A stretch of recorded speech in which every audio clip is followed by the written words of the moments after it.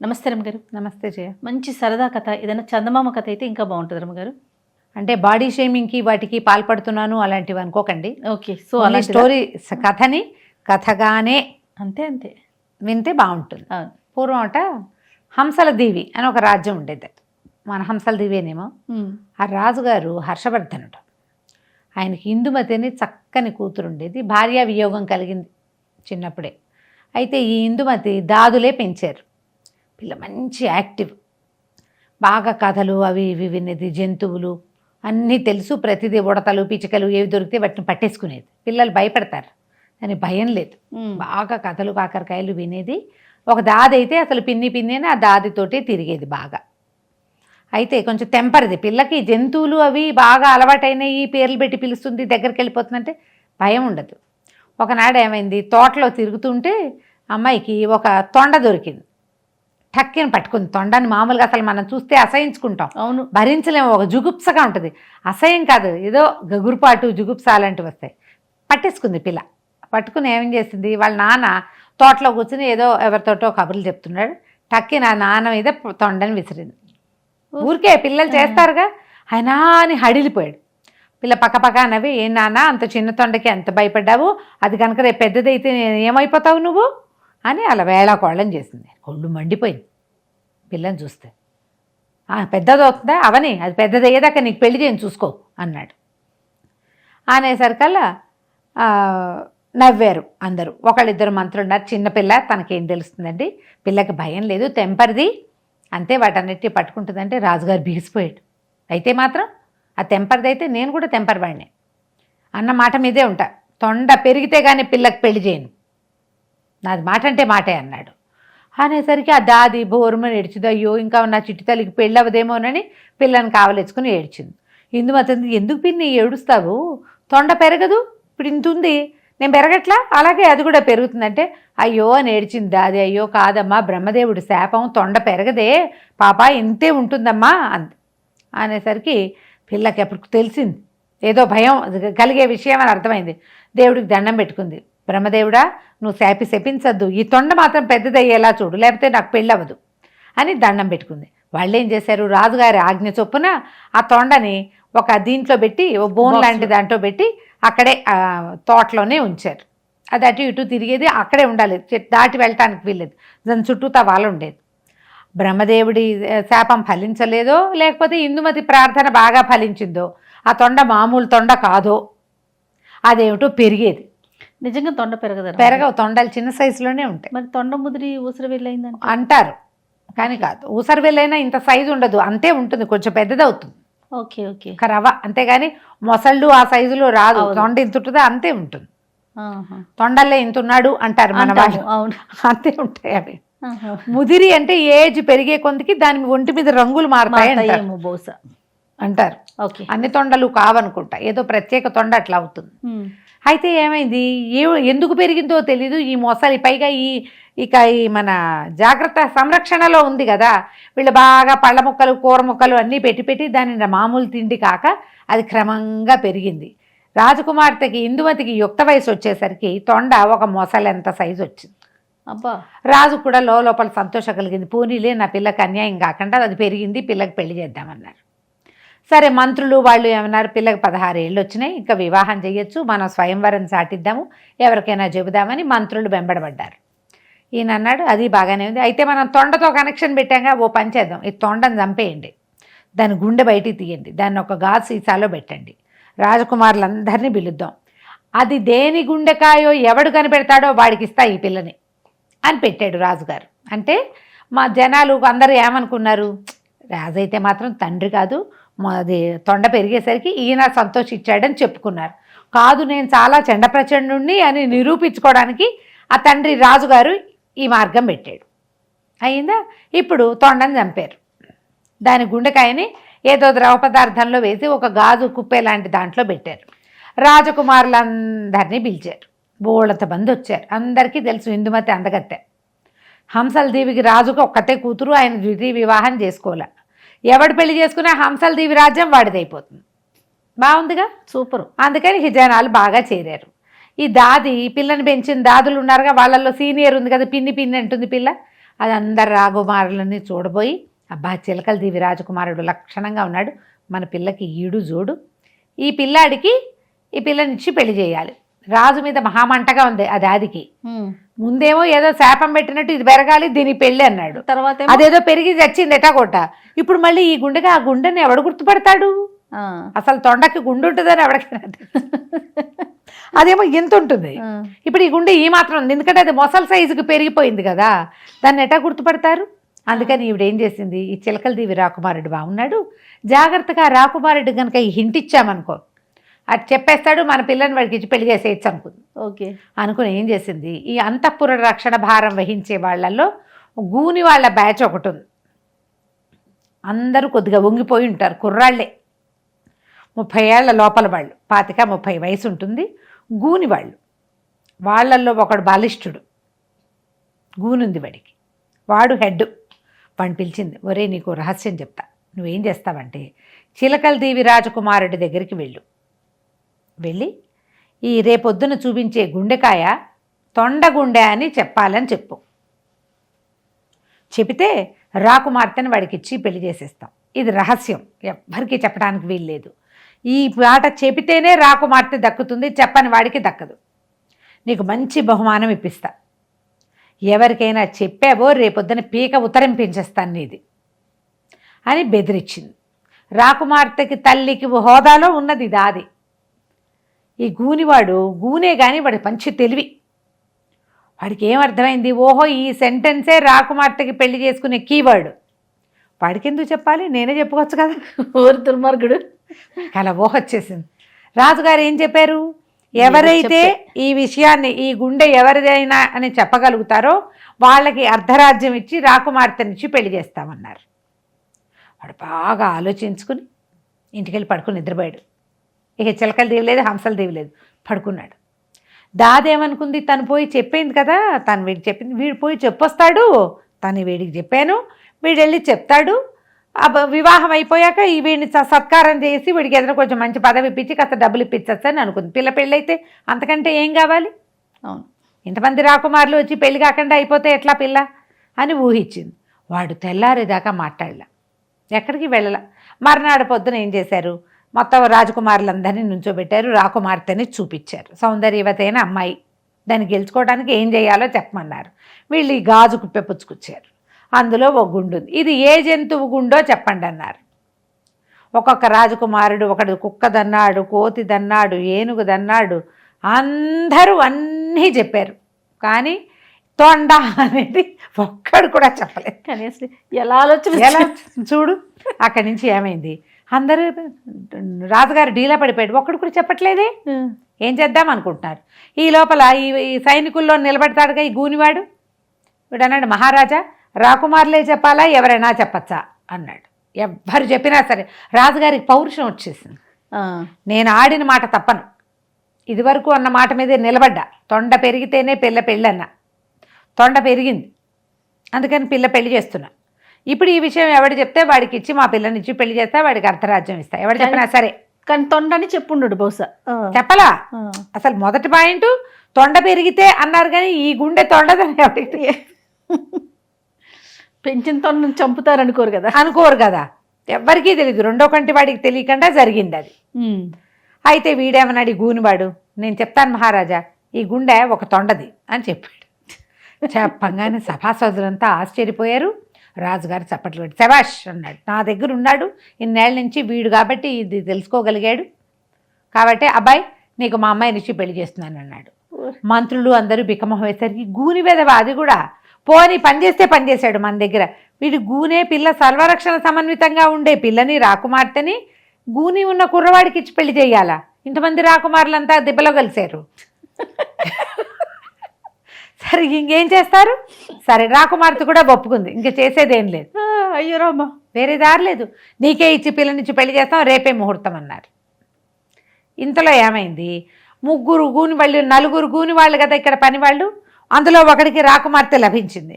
మిగిలిన ముగ్గురు సంతోషించేశారు, ఆహాహా మనలో ఒకడికి రాకుమార్తె లభించింది కదా, వాళ్ళకుంది కోఆర్డినేషన్, వీడికి ఉండద్దు.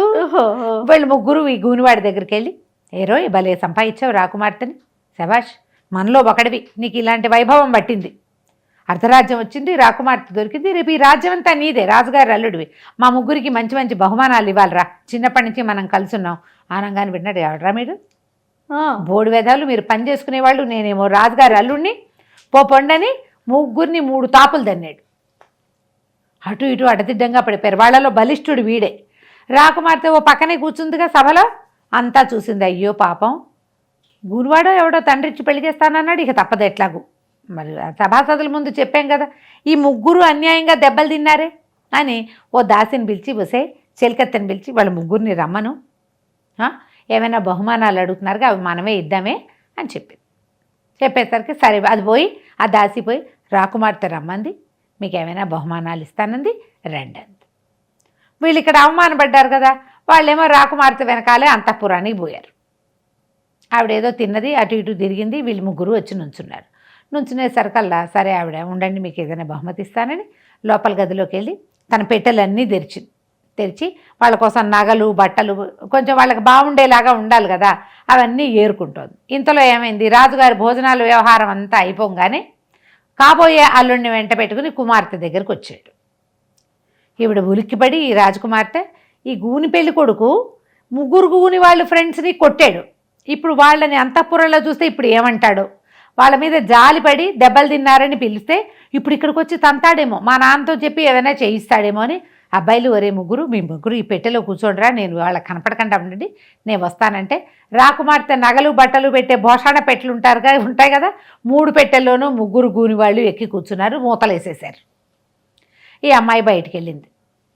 బయటికి వెళ్ళేసరికి రాజుగారు కూతుర్ని కూర్చోబెట్టి, అమ్మాయి, భర్త అని ప్రకటించబడిన వాడితో ప్రతి స్త్రీ ఉండాల్సిందే, గూనైనా కుంటైనా ఇంకోటైనా, సతీ సుమతలాగా సతీ సావిత్రిలాగా 5-6 పతివ్రతల పేర్లు చెప్పాడు, వాళ్ళందరిలాగా భర్తని అనుసరించి ఉండాలి.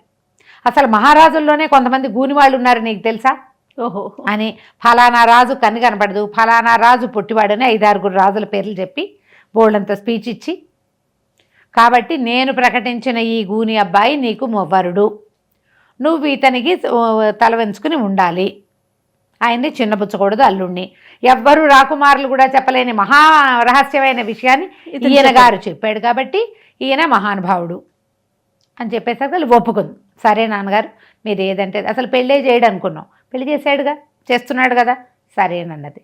సరే ఆయన రాజుగారు చాలా సంతోషించి ఈ గూని పెళ్లి కొడుకు అల్లుడు గారిని వెంబడబెట్టుకుని పెళ్లి ఏర్పాట్లు చూడడానికి వెళ్ళిపోయాడు. అప్పటికి 2 గంటల పైన గడిచిపోయింది. ఈ ఇందుమతి, అయ్యో ఆ ముగ్గురు గూని వాళ్ళని పెట్టెల్లో పెట్టాం, ఏమైపోయారో అని చూస్తే ముగ్గురు ఊపిరాడక ముగ్గురు చచ్చిపోయారు. ఈ అమ్మాయికి ఏం చేయాలో తెలియలా. సరే ఏం చేసింది, దాదిని పిలిచింది. పిన్ని పాపం ఏదో బహుమతులు ఇద్దామని పిలిస్తే ముగ్గురు కాస్త చచ్చిపోయారే, ఇప్పుడు ఏం చేయాలని ఈవిడ బాగా ఆలోచించి, ఇప్పుడు రేపొద్దునే పెళ్ళి, అభాస్పాలైపోము, పైగా రాకుమార్తె చంపేసిందంటే ఇంకా చెడ్డ పేరు. ఏం చేసింది, ఒక్కొక్కరిని ఒక్కొక్క గోతాల్లో వేసి కట్టేసింది. కట్టేసి నేను బయటికి వెళ్ళొస్తా, ఇప్పుడే ఉండని ఒక మంచి బలాఢ్యుడైన కటారి వాడిని ఒకడిని, కట్టెలు కొట్టేవాడిని ఒకడిని పట్టుకుంది. వాడు మంచి ఎత్తరి, బాగా బలంగా ఉన్నాడు. ఒరే అబ్బాయి, మరి కొన్ని వస్తువులు పారేయాలిరా సముద్రంలో, రాకుమార్తె పెళ్ళయ్యే లోపల పారేయాలని భావించాము, నేను ఆ మూటని వాకిట్లో పెడతా, నువ్వేం చేస్తావంటే అది మోసుకెళ్ళి సముద్రంలో పారే, 30 రూపాయలు ఇస్తా, ఇదిగో 10 రూపాయలు, మూట పారేశాక మిగిలిన 20 రూపాయలు ఇస్తాను అన్నది. బాగుందిగా, రూపాయి అంటే వరహాలు అనమాట. 10 వరహాలు చేతిలో పెట్టింది. కట్టెలు కొట్టేవాడు రోజంతా తిరిగి కట్టెలు కొడితే 1 వరహా వస్తుంది, 10 వరహాలు లట్టుగా వస్తుంటే ఎవరికి మాత్రం వద్దు, అటకే లేపిని నేను వస్తానుండి అన్నాడు. చీకటి పడంగానే ఈవిడ ఆ దారికి చూపించింది. ఇది మధ్యాహ్నం నుంచి సాయంత్రానికి జరిగింది ఈ కథ. చీకటి పడిపోయింది.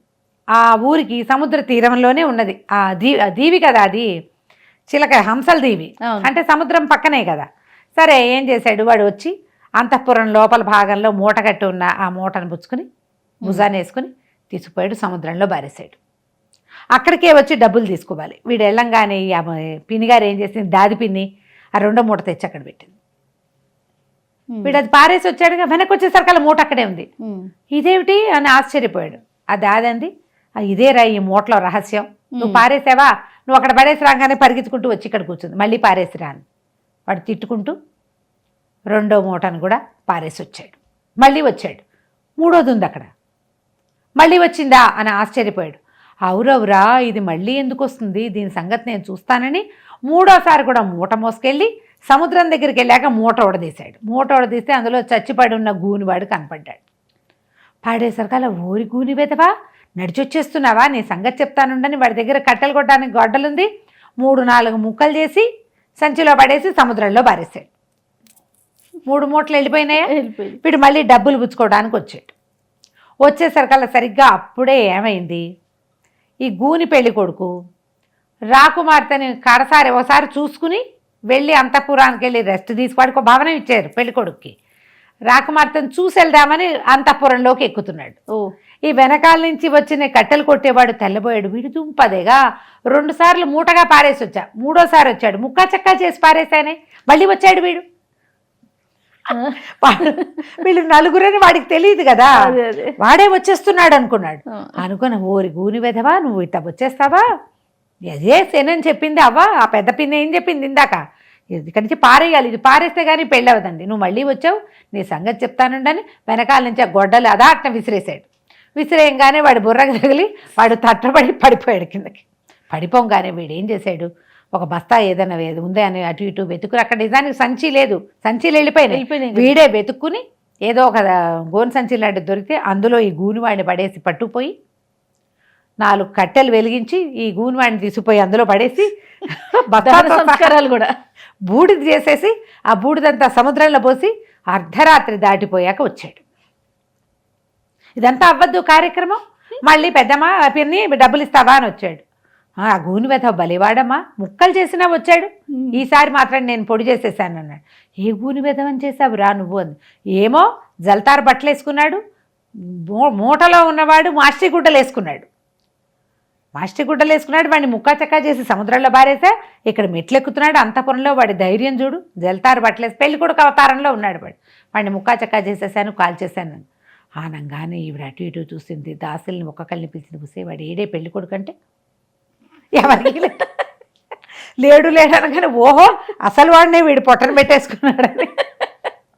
ఒరే నువ్వు ఎవరికి చెప్పద్దు, గూనివాడు తిరిగి వచ్చాడని ఎవరికి అయినా చెప్పావంటే వచ్చి మీ వాకిట్లో కూర్చుంటాడు రా వాడు, కాబట్టి నోరు తెరవకూడదు, అసలు వాళ్ళని నమ్మకూడదు. చూడు 4 సార్లు వచ్చాడు చూసావా వాడు, అందుకని ఎవ్వరికి చెప్పకని ఒక ఇంత వరహాల మూట వాడి చేతిలో పెట్టింది. ఈ ఊళ్ళో ఉండద్దు, ఆ గూనివాడి ఆత్మ నీ వెంట పడుతుంది, అంతఃపురం వైపు ఆ రాజమందిరం వైపు తలకై తిప్పి చూడకూడదు, చూసావా వచ్చేస్తాడు. వచ్చాడుగా 4 సార్లు అనగానే వాడు, అమ్మో నా చాలా భయము, అయినా ఇన్ని డబ్బులు ఉంటే నేను కట్లు ఎందుకు కొడతా, ఈ ఊళ్ళో ఎందుకుంటా, మా అత్తారింటికి వెళ్ళిపోతాను అని చెప్పి వెళ్ళిపోయాడు. తెల్లవారిపోయింది, ఎవరి దారిని వాళ్ళు పడుకున్నారు. రాజకుమార్తెని పెళ్లి కూతురుని చేశారు.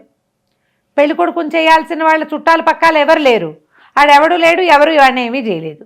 ముహూర్తం దగ్గరకు వచ్చేసింది, రాకుమార్తెని తీసుకొచ్చారు. పెళ్లి కొడుకు రాడు, అంతా వెతికారు, ఎక్కడా కనపడలా. దాది ఏం చేసింది, ఈయన పక్కకి తీసుకెళ్ళి, మీరు నిన్న బాగా తినిపించారు వాడికి, సాయంత్రం ఆనందం పట్లేక స్నేహితులతో కలిసి తాగి మెట్లెక్కబోతూ కాలు జారిపడి పక్కకు పడి చచ్చిపోయాడు. ఇప్పుడు కనుక ఎవరికైనా తెలిసిందంటే రాకుమార్తె కాబోయే వరుడు చనిపోయాడని ఎంత అప్రదిష్ట, నిశ్శబ్దంగా వాడిని చేయవలసిన పని చేయించేశాను, ఇంకో పెళ్లి కొడుకుని వెతకండి. చిలకల దేవి రాకుమారుడు చాలా బాగున్నాడు, పిల్లకి అనురూపమైన వాడు, నా మాట విని ఆ అబ్బాయితో మాట్లాడి పిల్లని పెళ్లి చేసుకొని ఆయన కీడుపోతుందని అలా ప్రకటించామని చెప్పండి. మా అమ్మాయికి కీడుంది, అది పోవటం కోసం ఇలా ప్రకటించాం, గూనివాడికి మా పిల్లని ఎందుకు ఇస్తాం, పైగా మా సైనికుడికి అని చెప్పి ఆ అబ్బాయిని ఒప్పించండి. అంటే ఈ లోపల ఈ రాజకుమారులందరూ ఈ పెళ్లి చూసి వెళ్ళాలని ఉండిపోయారుగా. ఈయన చిలకల దేవి రాజకుమారుడి దగ్గరికి వెళ్ళి, బాబు మా పిల్లని పెళ్లి చేసుకో, మేము నిన్ననే నీకు ఇవ్వటానికి నిశ్చయించుకుని ఉన్నాము, ఇలా అయ్యింది, మా అమ్మాయికి చాలా పెద్ద కీడుంది, కాబట్టి ఆ కీడు తొలగించినప్పుడే మావాడే, వాడు చచ్చిపోయాడని చెప్పకుండా చాలా జాగ్రత్తగా చెప్తే, అవన్నీ మరి రాజకుమార్తె ఇంత చక్కగా ఉంది, ఈ దీవి రేపొద్దున మన హస్తగతం అవుతుంది, ఎవరు మాత్రం మానేస్తారు, అదే కదా పర్వాలేదు అనుకున్నారు వాళ్ళు. ఆయనతో వచ్చిన వాళ్ళు మంది మార్పులు వస్తారుగా, వాళ్ళందరూ అలాగేనండి మాకేం అభ్యంతరం లేదనేసారు. వెంటనే ఆయనకి నెత్తి మీద నూనె పెట్టారు, పెళ్లి కొడుకుని చేశారు, తీసుకొచ్చేసారు. కొద్దిగా 9 గంటల ముహూర్తం కాస్త 12 గంటల ముహూర్తం అయింది అంతే. ఇది కూడా మంచి ముహూర్తమే అని పెళ్లి చేసేసారు. గూనివాడు శాశ్వతంగా సముద్రంలోకి వెళ్ళిపోయాడు. వాడు అత్యాశ పాపం వాడిని బలి తీసుకుంది. అమ్మాయి పెళ్లి మాత్రం చక్కగా అయిపోయింది. తర్వాత చిలకల దేవికి కాపురాన్ని కూడా పంపేశారు. అమ్మాయికి ఆస్తులు ఇవ్వం మేము, కుమారుడు ఎవడైనా కలిగితే వాడికి ఇస్తామని చెప్పారు. ఆ అమ్మాయి మాత్రం ఇంక ఇక్కడ ఉండాల. ఇక్కడే ఉంటే కొన్నాళ్ళకి అది గూనివాడు రహస్యం బయటపడేది. ఈ పెళ్లి తందట్లో అవన్నీ తప్పించేసుకున్నారు. చాలా నిశ్శబ్దంగా పెళ్ళి అయిపోయింది. కథ కంచికి మనం ఇంటికి. చాలా బాగుంది రమ్మగారు. నమస్తే అండి. నమస్తే G. And for more videos, Please subscribe to iDream. Please subscribe to iDream. Please subscribe iDream. And please subscribe to iDream. For more videos, subscribe to iDream. please like, share and subscribe to the channel. Congratulations, iDream. Subscribe to iDream. Subscribe to iDream. So subscribe to iDream Media. iDream ki iDream team andarki huge congratulations. Please subscribe iDream Media. Please subscribe to iDream. Subscribe iDream. Please subscribe to iDream. iDream అంటే నా కళల channel subscribe చేసుకున్న నోరు తిరుగుతలేదు. మీరైతే గంట గుర్తు కొట్టండి. For more such videos, please subscribe to iDream. Subscribe to iDream. Please subscribe to iDream. Please subscribe iDream Media. Please do subscribe to iDream. Please subscribe to iDream Media. For best entertainment and information, please subscribe iDream. And don't forget to subscribe to iDream.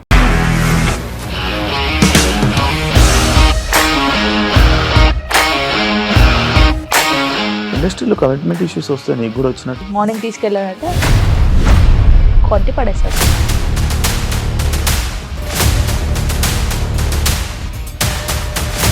ఒక్కళ్ళు కూడా చూడలేదు ఈ cinema అని చెప్పడానికి కూడా చాలా ధైర్యం కావాలి. అది నిజం కదా, దాంట్లో ధైర్యం ఏంటి? ఇది నెక్స్ట్ డే ప్లేట్ మార్చేస్తే తప్పు కదా. As of now we are comfortable this అని నేను అనుకుంటున్నాను. రష్మిక గారిది మీది ఒకే ఊరు అంట కదా?